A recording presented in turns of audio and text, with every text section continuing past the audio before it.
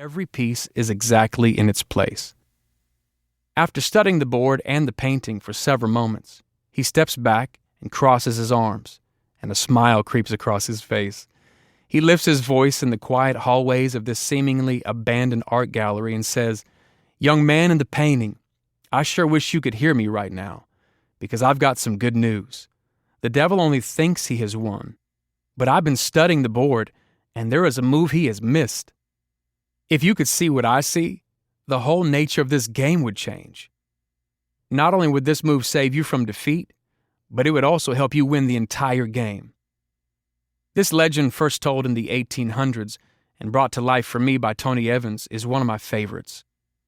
Maybe it's because I can relate to the young man in the painting, knowing I've given my best attempt at the chess game of life but still have felt cornered, checkmated. I've had unfulfilled dreams that looked like they would never come true. Slumped back in my chair and ready to give up, I have wished a chess champion would shout out the move that would turn things around. This slumped down place in life is what I call the dip. The dip. When you're in the dip, you can see where you want to be, but no matter how hard you try, it seems you can't get there. You begin to lose hope and doubt you'll ever reach it. The dip is where your dream is just out of reach and you feel stuck. We all have a dream, but there is always a dip before you get there. Sadly, most people give up in the dip. But successful people don't quit in the dip, and they're the ones who see their dream fulfilled. We've all been in a dip at one point or another. Maybe you're there now. None of us have the perfectly filtered life we present on social media, right? Every person, even the ones who seem to have everything together, has at least one area in life that isn't what they want it to be. So we sink back in the chair, staring at our life chessboard, and believe our situation is hopeless and give up. The dip can be your health. You want to get in shape, attempting every diet fad and workout routine, but nothing is working. The scale ain't moving. When it comes to losing weight and stepping on the scale, there's no such thing as too naked. You're taking out your contacts from your eyes, exhaling every ounce of air from your lungs, and stretching your arms high to try to defy gravity. Every little bit counts, or so we think. So discouragement sets in, along with the desire to eat your emotions. Maybe it's your career. You know there's more in you to express, but there seems to be an invisible ceiling keeping you from reaching your potential or landing that dream job. If only someone would just give you a chance. So you lower your expectations and trade in your high-def dream for a low-res version of reality. What about your marriage?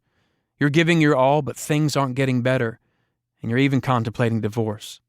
If marriage is such a sacred relationship, why isn't God swooping in to save the day?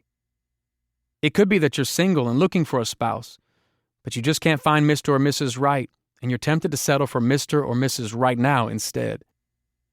The dip is also where you might stand wondering, if God has a wonderful plan for my life, why is he so slow to reveal it?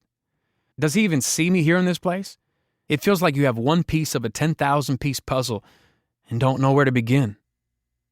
It's where anxiety and depression have crept in over the years. You thought you could conquer them alone, but now things are getting worse.